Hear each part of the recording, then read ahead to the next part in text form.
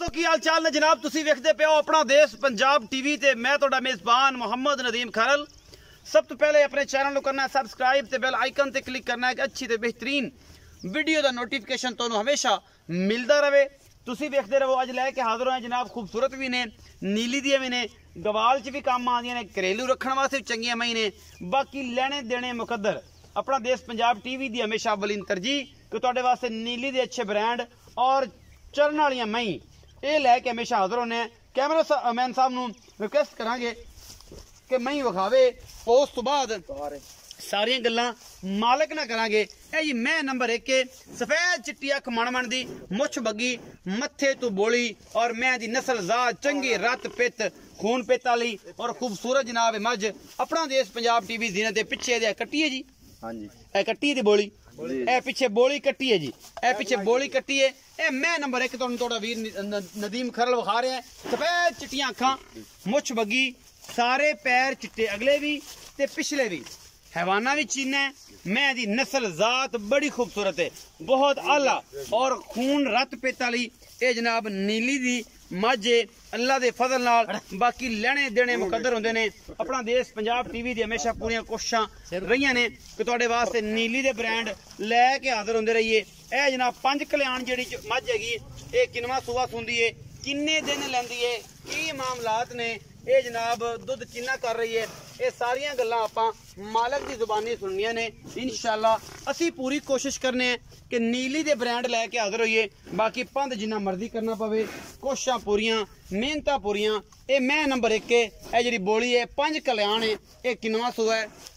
हाँ जी पंज कल्याण केड़ी है? पंज कल्याण होई है। अच्छा पंज कल्याण है।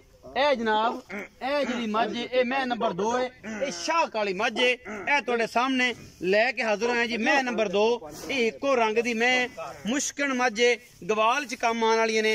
ये मज्जा दोनों नस्लजात तुहाडे सामने है। अल्लाह दे फजल नाल मैं गिठ गिठ पशम है और सोहना थन चड्डे दी हामल ए मज अपना देश पंजाब टीवी दी जीरत। पिछे दे कट्टा एदी मुछ बग्गी है कट्टे दी, ओ बोली कट्टी है, ये इंदा कट्टा है, वो उनकी कट्टी है जी पंज कल्याण दी है। बाकी अच्छा ये पांच थान ने ना, ये पांच थान ने, पंज कल्याण चारे पैर चिट्टे ते मुछ बग्गी वो पंज कल्याण गणिंदी। अच्छा वो पंज कल्याण गणिंदी है, मैनू ना थड़का। अच्छा इन्हें मगर है कट्टा ये शाह काली मज है इको रंग दी बिल्कुल जनाब तुहाडे सामने। थाने नू पंज ने, उंदे दो मुठा आंदियां ने। बाकी जनाब ये जनाब गवार च काम आने वाली ने, घर च राखू बंदा भी लै सकता है। बाकी तुहाडे सामने है अल्लाह दे फजल नाल। ये टाइम टूम कोई नहीं लगे हुए कि बेली आखन के टाइम ला के फसियां फुसियां जिवें खड़ियां कर दियां ये उवें ही रखियां हुई ने।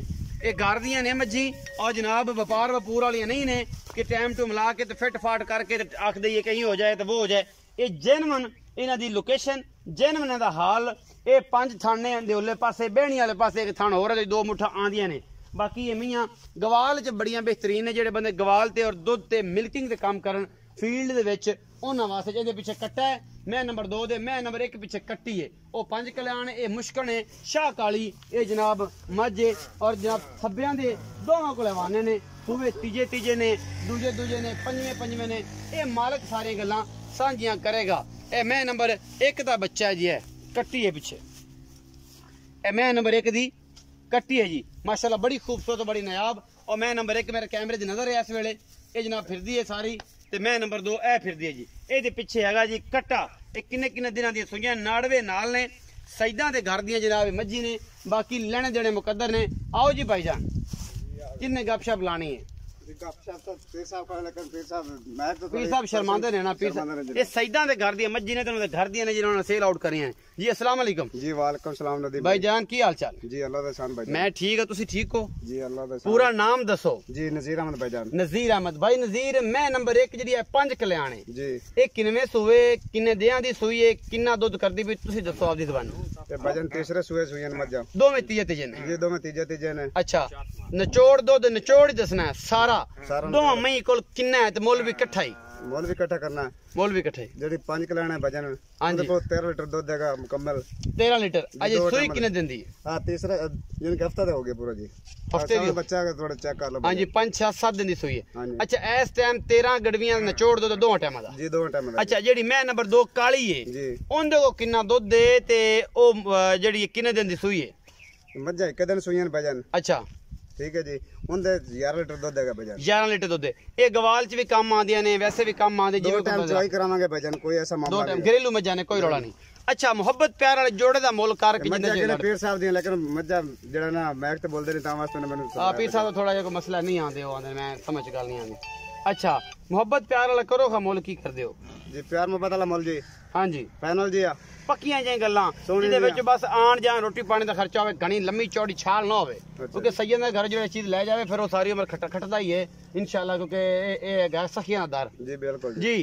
ਜੀ 5,90,000 ਰੁਪਏ ਦੇ 5,90,000 ਰੁਪਇਆ ਜੀ। 5,90,000 ਦੇ ਵਿੱਚੋਂ ਕੋਈ ਸੱਜਣਾ ਦੇ ਆਣ ਦਾ ਕੋਈ ਸ਼ਰਮ ਆਇਆ ਹੋਵੇਗਾ?